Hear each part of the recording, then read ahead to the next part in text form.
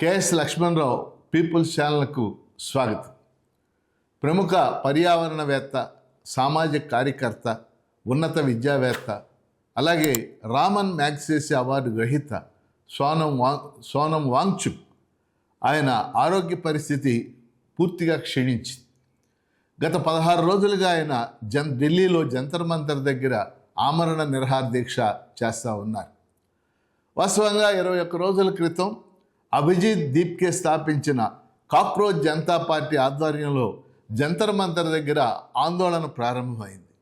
వాళ్ళు కోరుతున్నటువంటి ప్రధానమైనటువంటి డిమాండ్, కేంద్ర విద్యామంత్రి ధర్మేంద్ర ప్రధాన్ రాజీనామా చేయాలి. అది మెయిన్ డిమాండ్.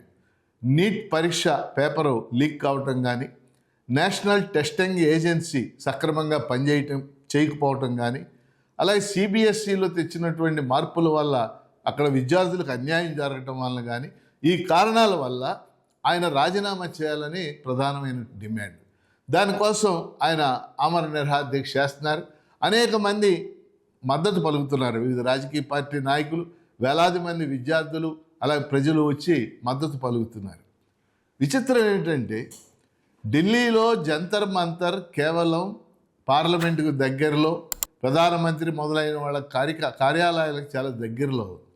ఇంతవరకు కేంద్ర ప్రభుత్వం స్పందించకపోవటం చాలా దారుణమైనటువంటి విషయం. ఎందుకంటే ఇలాంటి ఆమరణ నిరాహార దీక్షలు జరిగినప్పుడు కేంద్ర ప్రభుత్వం తరఫున ఎవరినైనా పంపటం, చర్చలు చేయటం, లేకపోతే పిలవటం, మాట్లాడటం. చర్చ అనేది ప్రజాస్వామ్యం యొక్క మౌలిక సూత్రం. ఇంతవరకు కేంద్ర ప్రభుత్వం ఏమాత్రం స్పందన కూడా వ్యక్తం చేయలేదు. అందువల్ల ఆయన ఆరోగ్య పరిస్థితి చాలా ప్రమాదకరంగా ఉంది. కేంద్ర ప్రభుత్వం ఎప్పటికైనా స్పందించాలని చెప్పేసి మనం ప్రధానమైనటువంటి డిమాండ్ చేస్తూ ఉన్నాం.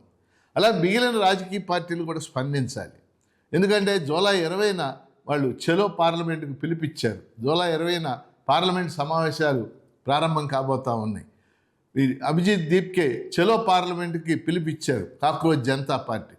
మరి మిగిలిన రాజకీయ పార్టీలు అన్నీ కూడా స్పందించి దీనికి సంబంధించి ముఖ్యంగా సోనం వాంగ్చుక్ ప్రాణాలు కాపాడుకోవాల్సిన బాధ్యత మన మీద ఉంది. కేంద్రం స్పందించడం లేదు.